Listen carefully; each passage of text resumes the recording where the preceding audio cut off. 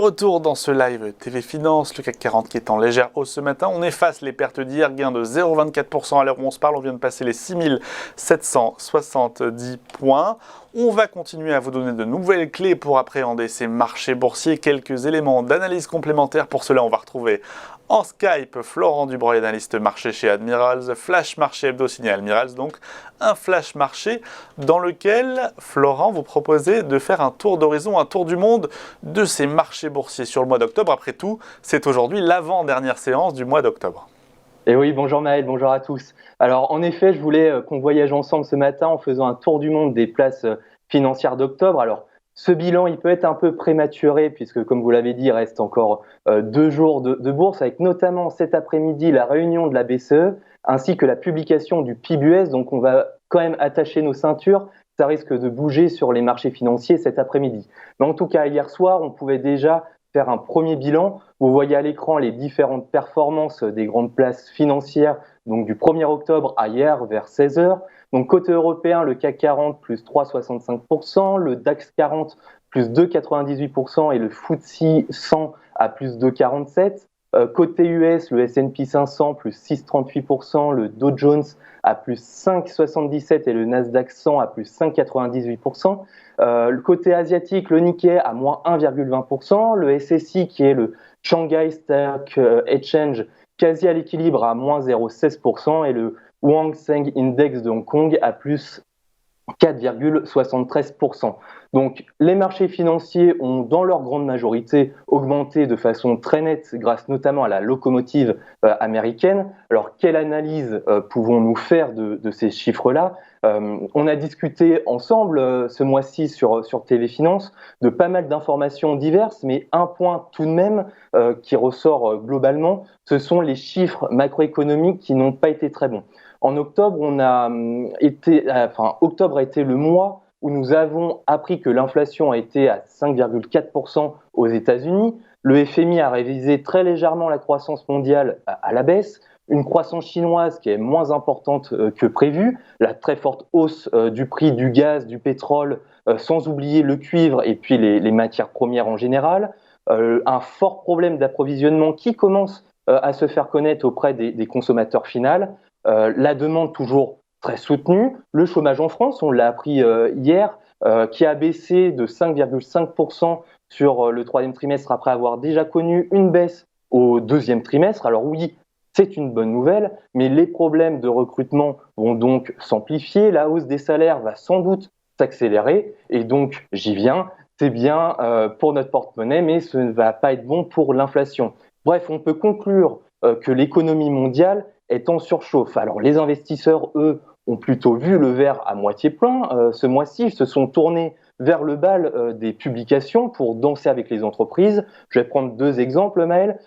Avant-hier, Google a publié ses résultats. Un bond incroyable du chiffre d'affaires de plus de 41% à 65 milliards de dollars US en un trimestre, dégageant 18,9 milliards de bénéfices nets, là encore en dollars US, et je le répète, en un seul trimestre. Donc c'est une année record pour Google qui, à l'heure actuelle, a déjà fait mieux que l'ensemble de son année pré-Covid.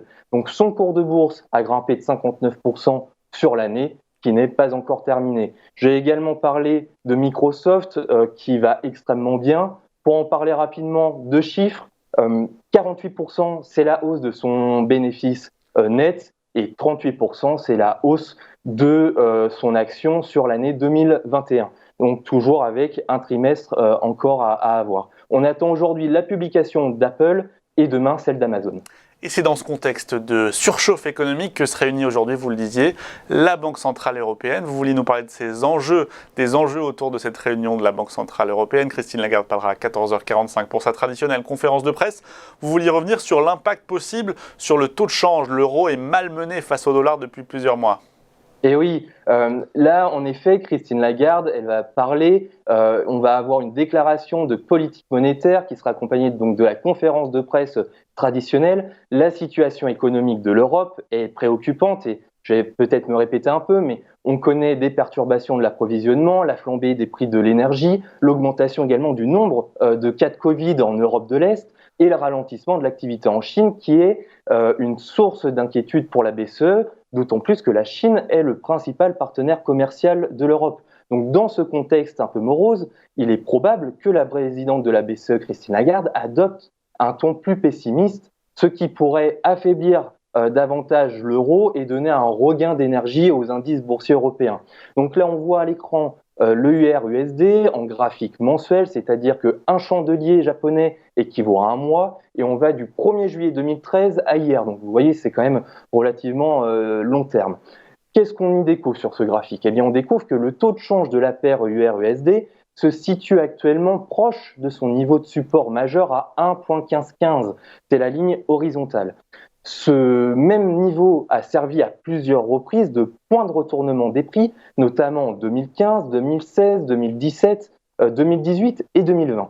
Donc une cassure baissière de ce support clé pourrait donc conduire la paire à retourner tester ses plus bas de mars 2020 au début de la pandémie. Donc cela dépendra en grande partie du ton adopté par la Banque centrale européenne aujourd'hui. Sachez également que nous serons en direct cet après-midi sur notre chaîne YouTube Admirals France avec Jérémy Delsol pour commenter ces publications en direct. Le rendez-vous est donné donc cet après-midi, 14h45, conférence de presse de Christine Lagarde. Avant de se quitter, je crois que vous vouliez nous parler du compte Invest MT5 d'Admiral proposé par Admirals. En quoi consiste-t-il? Est-ce que vous pouvez nous donner quelques clés? Oui, c'est extrêmement simple.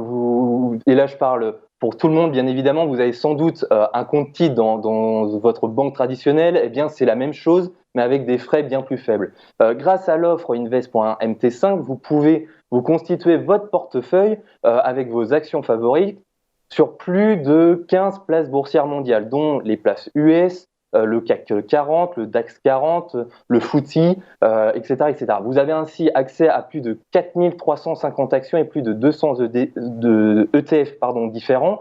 Je prends l'exemple, on a discuté à l'instant de l'action Microsoft. Je veux acheter 4 actions. Eh bien, je vais payer $1 à l'achat et je vais payer $1 au moment de la vente. Contre plus de 20 € à l'achat et 20 € à la vente, sans compter les frais de garde annuels dans une banque traditionnelle. Donc je vous invite fortement à venir découvrir notre offre chez Admirals en venant sur notre site admiralmarkets.com/fr. L'appel est lancé. Éclairage marché également signé Florent Dubreuil, analyste marché chez Admirals. Merci d'avoir été avec nous dans ce live. Flash marché Admirals que vous retrouvez chaque jeudi aux alentours de 9h15. Vous serez au rendez-vous, j'espère, Florent, jeudi prochain, à la semaine prochaine.